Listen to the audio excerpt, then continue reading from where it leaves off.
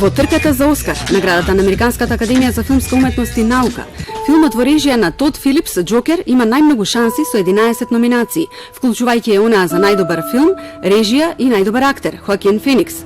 По 10 номинации освоја 3 наслови. Беше еднаш во Холивуд, во режија и по сценарио на Квентин Тарантино, драмата за Првата светска војна на Сем Мендес 1970-та и Ирецот, епска приказна за мафијата на Мартин Скорцезе, во која по 9 пат соработува со Роберт Де Ниро.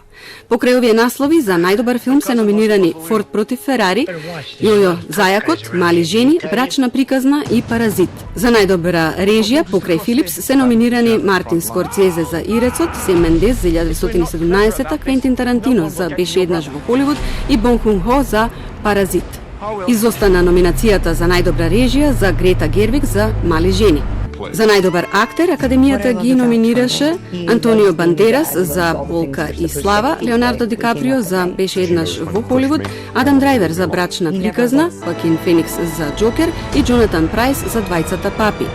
За Оскарот за најдобра актерка ќе се борат Синтија Ераево за Хариет, Скарлет Јохансон за Брачна приказна, Сирша Ронан за улогата во Мали жени, Шарлиз Терон за Тие се бомби и Рене Зелвегер за Джуди. 92-то доделување на наградите Оскар ексклузивно ќе бидат пренесувани на телевизија Телма на 9 февруари.